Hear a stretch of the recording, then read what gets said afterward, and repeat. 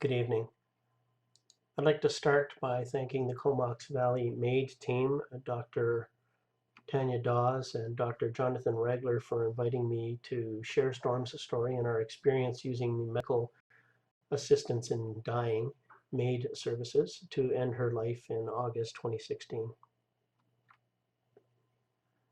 I'm Dave Miller. I'm age 56, retired in 2010 after 31 years as a military air traffic controller. I'm now self-employed, living in Comox. Storm was my wife and my best friend for 35 years. During this short brief, I'd like to cover the following. I'll tell you a bit about Storm, Storm's condition, how we made the decision to use MAiD services, managing our final days, talk about D-Day itself, how we are moving forward. I'll do a quick sum up and take questions at the end. Start off telling you about Storm. She was born on the 24th of August 1960. She died at age 55. Born into a military family, she traveled around the world and joined the military in 1979, where I first saw her on basic training. I wooed her, and in 1983 we were married. First daughter, Sadie, was born in 1986. She now lives in Nanaimo. My second daughter, Millie, was born in 1990. She lives in Victoria. Storm quit the military to be a full-time parent in 1986. She was athletic, lived a healthy life, and was gorgeous with perfect hair and a matching personality. She excelled at being a mother and was a hands-on grandmother. Her oldest granddaughter, Stella, was, I'm sure, Stella's best friend. She loved being outside, walking, gardening. She loved her 80-inch TV, but she wasn't perfect. She could never be trusted with a sharp knife in the kitchen. Her family history: her mother, Marilyn, died in 1987 of breast cancer. This is her second battle with breast cancer. And her father, Al Luker, died in 1989 of pancreatic cancer. Both were in their 50s. In 2010, the summer of 2010, Storm was diagnosed with stage 2 breast cancer. It turned out to be HER2 positive, which makes it a more aggressive form of cancer. Treatment was a lumpectomy and chemotherapy for 3 weeks intervals for 7 treatments, and then radiation for 4 weeks, followed by Herceptin and tamoxifen. In 2013, May, 18 months after her first cancer, some family convinced her to submit for BRCA genetic testing, BRCA testing, and 3 months following that, she was confirmed as being BRCA2 positive, which makes her more prone to getting cancers. A letter was sent to Storm's general practitioner and to Storm to share with her family, which then entitled the rest of the family to genetic testing as well. In 2014, 7 months after the testing was received, her GP finally arranged to have some referrals made to have a prophylactic bilateral mastectomy and prophylactic removal of her tubes and ovaries, a BSO is that's called. And again, this was all done as a preventive measure because of the related high risk of cancer with her being BRCA2 positive. The following months, she underwent the BSO to remove her tubes and ovaries. And within a week, she got a call informing her that there was already cancer forming detected. It was staged as stage 2, a high-grade serious cancer, and she immediately started chemo treatments.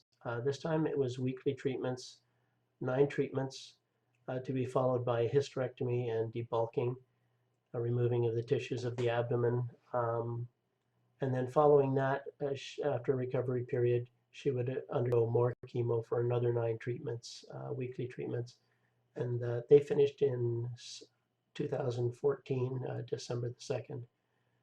The assessment of the tissues that were removed from the debulking also showed that they contained cancerous cells, so the cancer had in fact started to spread within her abdomen.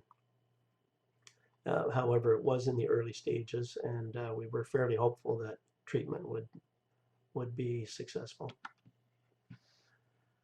So life went on for normal. We did testing every 3 months, alternating between the local clinic and then down to see the oncologist in Victoria. Nothing untoward was detected. However, on the 2nd of June 2016, 18 months after her last chemo, Thursday afternoon, Storm and I were cutting the grass at the Courtney Air Park, and she commented to me that she was concerned about having lost weight. That was the first she said anything to me about it. So we packed up our things and drove to the clinic in Comox and walked in, mentioned our concerns, and they saw us immediately. A CT was ordered fairly quickly, and surprisingly, the next day, the clinic, the hospital called us and told us to come in at the end of the day to get a CT done. That was Friday. The following Monday, Storm got the dreaded phone call from the doctor's office to show up for the last appointment of the day and to bring your husband in. So we drove around a bit and showed up at the doctor's office at 4:30. And the doctor informed us at that point that the CT had detected a diffuse cancer around her stomach and within her abdomen. There wasn't a lot of detail provided, other than to say that her kidneys had swollen up significantly and that the cancer was inoperable. Further testing determined that it was a gastric cancer, a third type of cancer completely than what she had before. Wasn't necessarily related to the BRCA2, a genetic condition, but we're not sure.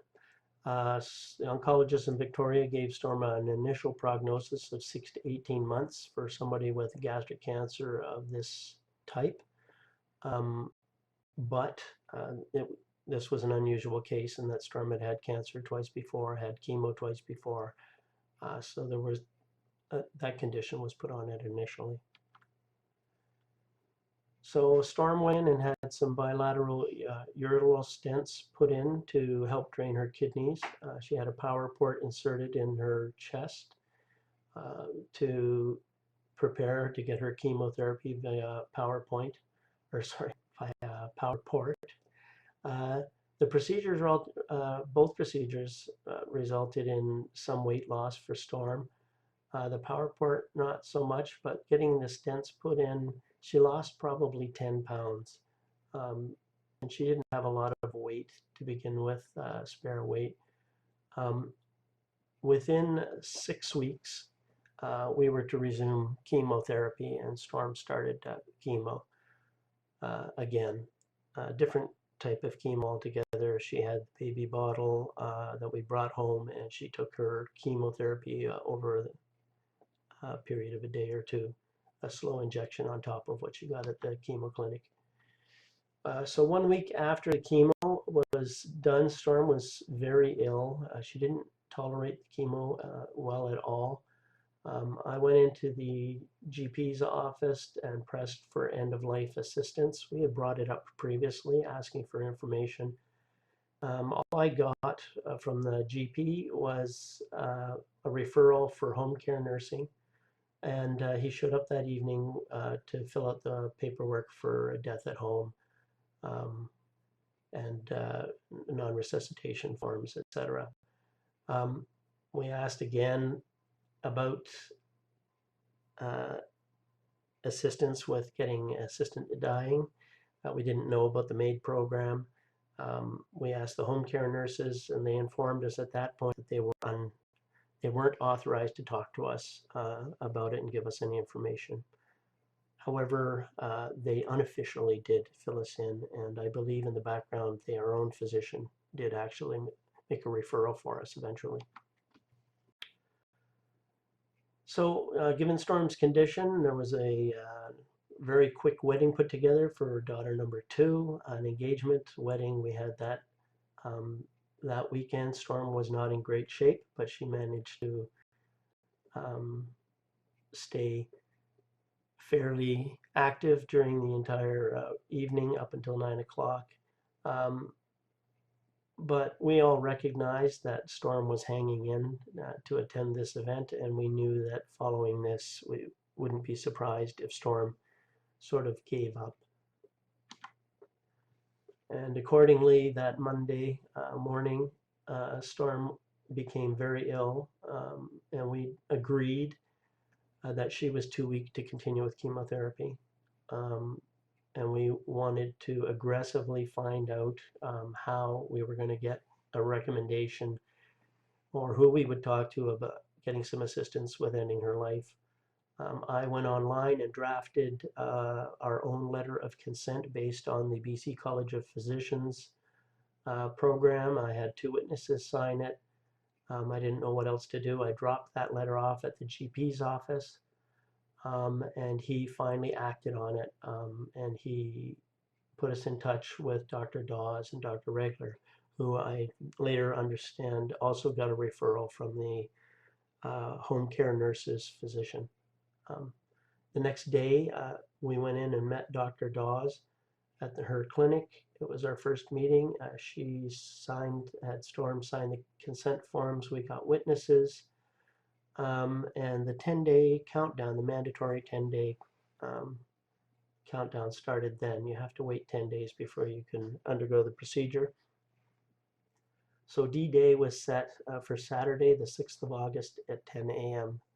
Storm wanted it to be 1 minute after midnight. I convinced her to wait till 10 o'clock so that we could have some family over to see her off.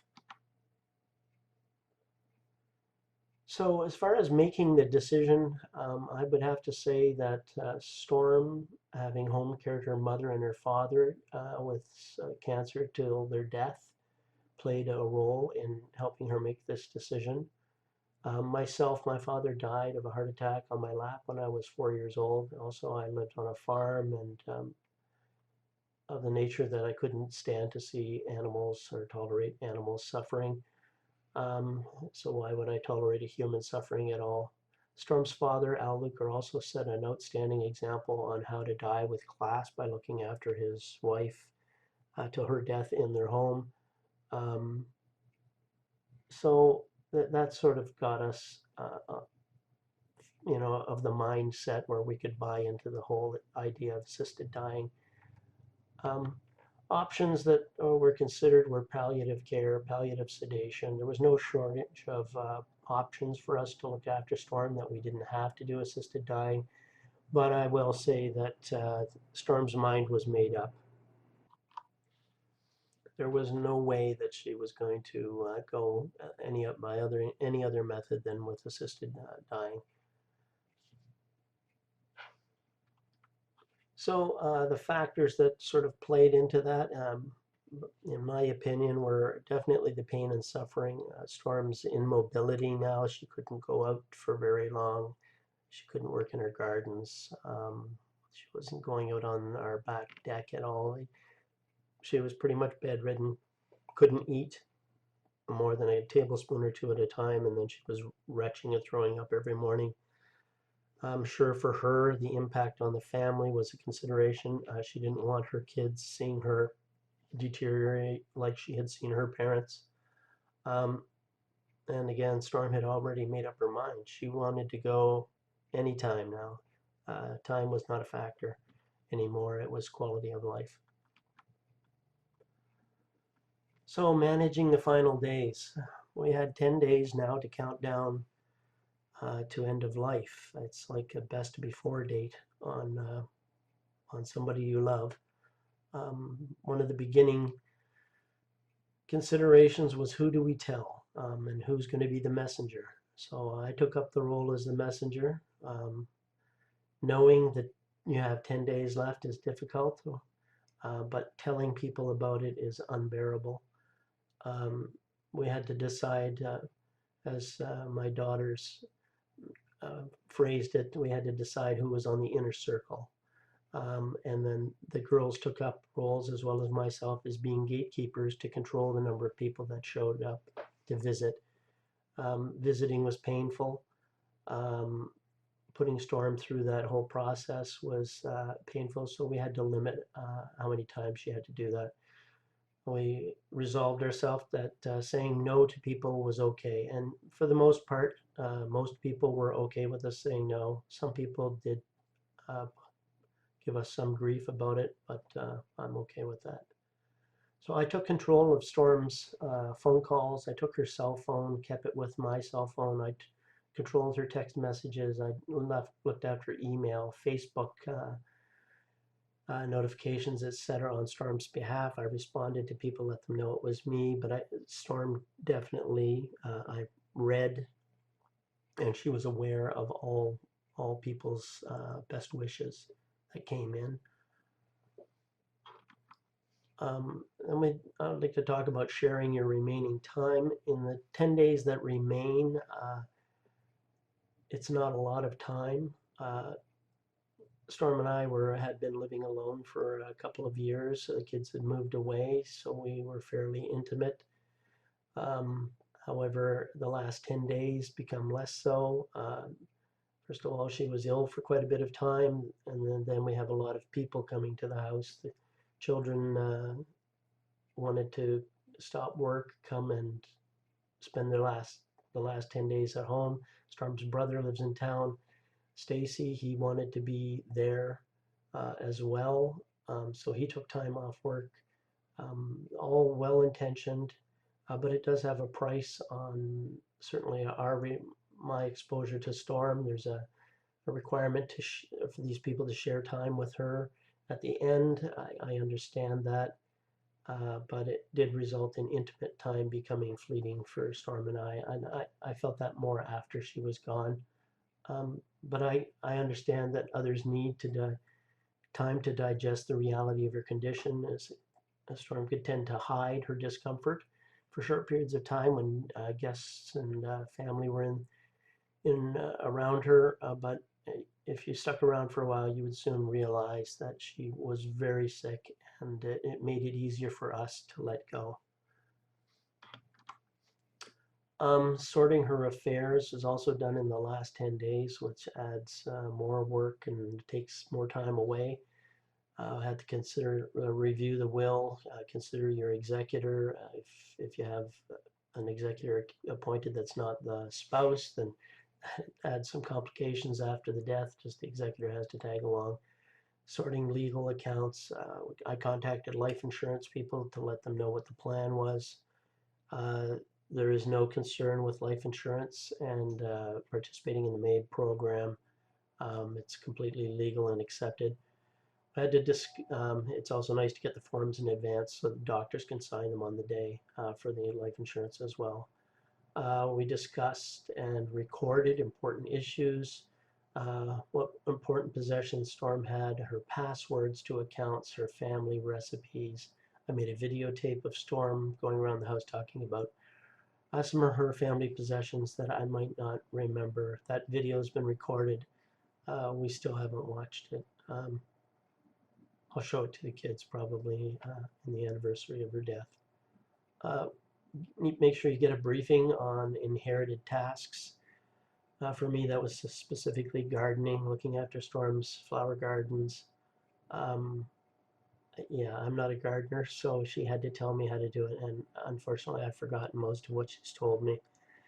She did clean up all of her flower pots, took the majority of them to the neighbor's house the day she was diagnosed. So she was well ahead of the game on saving her plants from my brown thumb.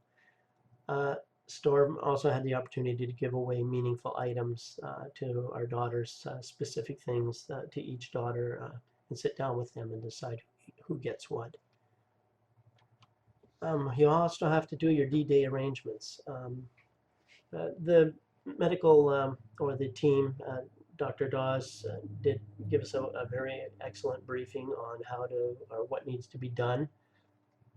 But briefly, that You want to have your documents on hand, the planned death at home forms for when the body is picked up. I had the life insurance forms ready for the doctor to sign and fill out. Decide who's going to attend, who's going to be in the room. You want to limit that to people that can handle it. Having said that, we did have our oldest granddaughter, Stella, age 4, attend. Specifically, we prepared her in advance. She's quite a tough little girl, very stoic, more so than Storm even. Doesn't cry easily, and she insisted on being there. And we were okay with that. Might also, if you have people attend, you want to consider having an area where if they don't want to be in the room at the time, they can be somewhere else. And as far as the room itself, a lot of people choose their beds. I didn't. Storm suggested that, and I trumped her on that and said I didn't want her dying in the bed that I was going to sleep in for the rest of my life. I had a better idea, in my opinion. We had the sunroom, beautiful sunroom that we built for her to be rehabilitated in when she had cancer. I set up a reclining chair for her in that room. It gave us room for people to sit around her in her final moments. Also prearranged a pickup with the funeral home at 11 o'clock, an hour after the designated time for her death. Then we had to decide what happens afterwards.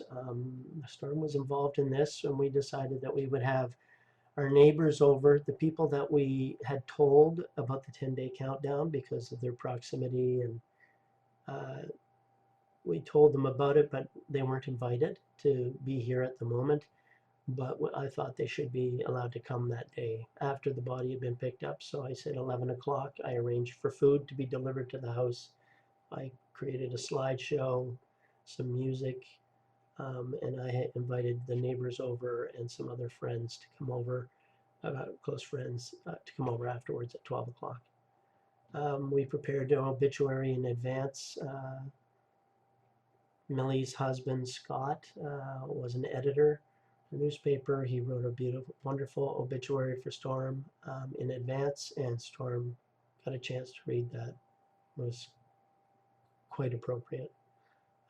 And I also ordered flowers to be picked up on the day of the event, and I had Storm's best friend, Joanne, pick the flowers up on the way to the event on the morning, the Saturday morning. So there's quite a bit to do in advance. And all too quickly, D-Day arrives. And we wanted to have 10 o'clock was, I think, a good time. We had people coming over for 8 o'clock. Of course, my daughters were in the house. Storm had a couple of sips of wine in the morning. I don't believe she had any breakfast. She wasn't able to eat anymore, and she would have probably been nauseous. So we had time for Storm to basically talk and chat to people and just have some quality time. When the doctor arrives, there's definitely a change in the mood. It sucks the oxygen out of the air, and that's through no fault of the doctors themselves. And they introduced themselves. The doctor had an assistant there, Erica, who helped her with the medications, etc. And they were very, very good about going around the room and introducing themselves and kind of relaxing everybody. There was no pressure to move forward. I took the doctor into the sunroom and showed her where I'd set everything up. I gave her a little table to put her meds on. Storm made the rounds one final time when I kind of gave her the nudge that it's time to start moving ahead. And so she hugged everybody, made the rounds, and made the reluctant migration into the sunroom. She plopped herself in the chair. We formed ourselves. The people that wanted to be in the room came into the room and found a seat. I sat at her hand, by her left side. And the doctor, Storm was talking with people. The doctor asked for Storm to sign the form and asked one last time for her final consent. She didn't hear, so I sort of prompted Storm, like, do you consent? Do you still consent to having the procedure? And she was, yes, of course. And at that point, the doctor took the needle and placed, it was through through the power port, so it was through plastic lines. There was no pain. She started the injection to put Storm to sleep. And Stella got a little excited there and basically said she was scared. So Stella left the room with her father, but Stella turned around and insisted on coming back in immediately. She didn't want to leave. She was afraid because she had seen a needle.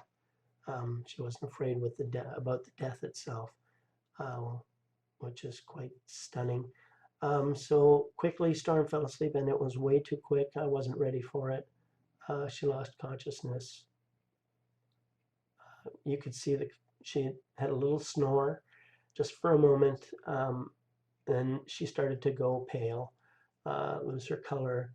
And we sat there waiting for her heart to stop.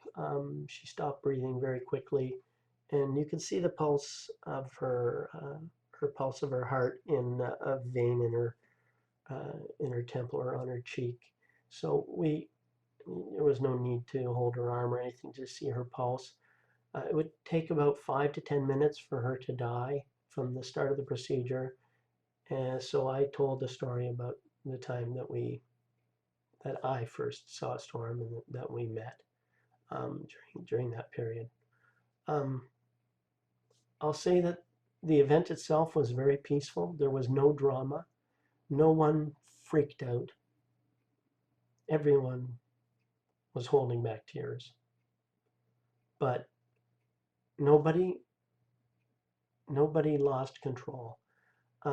Storm pretty much set the stage for that. If she could do it and we could do it, she could hold it together, and she didn't seem concerned at all. So after she was dead and she was pronounced dead by the physician, some forms were filled out. People came over and said farewell to her. Then they left the room for the most part. My youngest daughter, Millie, didn't want to leave her, so she stood vigil with me in the room until the funeral workers, the funeral home, came to take the body away. So again, we signed the death certificate papers, the application for the death certificate, the life insurance forms and stuff before the doctor left. She made her way out of the house after assuring that everyone was okay. And then the funeral workers asked who would like to help lift the body up, put the body on the stretcher, and then wheel her out to the car. So Millie and I both assisted with that. And when we wheeled her out, I didn't see very many people in the house, maybe just someone to help hold the door. And then we wheeled her out to have the body taken away. So afterwards, noon, the food showed up. We had family and friends over. There was a small gathering of people, and that was nice. It kept my mind preoccupied. I think it kept us all preoccupied. So we chatted for a few hours and talked about Storm and what the day had been like, and shed some tears. So moving forward, basically the big thing afterwards that has to be done is you have to get the word out. I sat down at the computer shortly afterwards and wrote up a family letter to tell everybody what had happened. And it didn't make too many phone calls, but that's an option. I certainly wasn't in condition to recite or recant the story over the phone and keep myself together. Social media played a great role. I sent private messages on Facebook to all of Storm's friends, and then we published the obituary. There was some legal stuff, paperwork. Again, those forms were completed, dropped off at the funeral home. They provide you with a to-do list, and they fill out a lot of the paperwork for a small fee. You don't get the death certificate until the funeral fees are paid. That's around $2,500. And then I got the death certificate that allowed me to go to all of the different places with death certificate, the will, the marriage license, the driver's license, etc. And you have to bring the executor to some of these places if you're not appointed the executor as a survivor. Re-registering the vehicles, updating bank accounts and credit cards. Some of that stuff is still going on now. Personal possessions have to be considered clearing out the closet, getting rid of shoes and jackets. My daughters looked after that on D-Day itself. Damn, they took her purse, her wallet. they even took her dresser. It was fantastic. They took what they wanted, and the rest went to Sally Ann. So I'm very grateful that I didn't have to do that.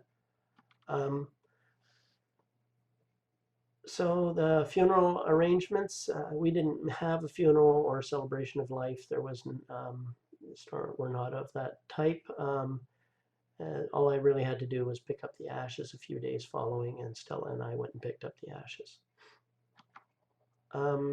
Digital reminders have to be cleared up, or virtual or cyber accounts. That goes on for a while, and it's a little painful. You got to remove her from contact lists. I guess you don't have to, but I have to delete her email accounts. I had to cancel her cell phone, take her name off the answering machine, delete her text account from my cell phone. Anyway, it's just some to-dos that you can put off for a while, but they're constant reminders while they're there. And that's pretty much it. So to sum up, for us, choosing MAiD allowed Storm to die on her own terms and retain her dignity. Initially, it was difficult for us to get a referral, but we're only the third case, I believe, in the province. But once we knew who to talk to, I would say everything went perfectly and seamlessly. Storm was always stoic. She showed no sign of fear, even in her final moments. I'm not as tough as she was. It was very impressive. And I can only assume that if I was in the same boat, it would be different. Certainly, going has its difficulties, but being left behind, I think, is very difficult. And in a sense, I sort of grasp that as being good. Okay, so Storm doesn't have to put up with what I'm putting up with now, and that helps me deal with her loss in some small way. Expecting her to stick around to give me more time with her would have been selfish, and to prolong her suffering would have been inexcusable. So I'm very satisfied with her decision. And although quite peaceful, I will caution that observing the death is a very hard thing to watch. I've been told that by some of the people that were there. It certainly is a life-changing moment. It changes your perspective on culture and how our culture deals with death, watching the news and media and movies, etc., that talk about death or show dramatized death will change the way that you view things. Well, I've talked to that with everyone that was there, and we all feel the same way. For anyone unfortunate enough to find themselves considering the option, I have to recommend it without reservation, and don't fear it. I would suggest that it's probably a fairly non-event for somebody that's in a state that they find themselves approaching death anyway. So I'm eternally grateful that someone was there to help Storm with this. I'd like to thank Tanya Dawes and Jonathan Regler for helping her, and Erica, the nurse that was here on the day. You certainly have fulfilled Storm's wishes completely and professionally, and I'd just like to thank everybody. And I'd like to open the floor to questions. Thank you very much.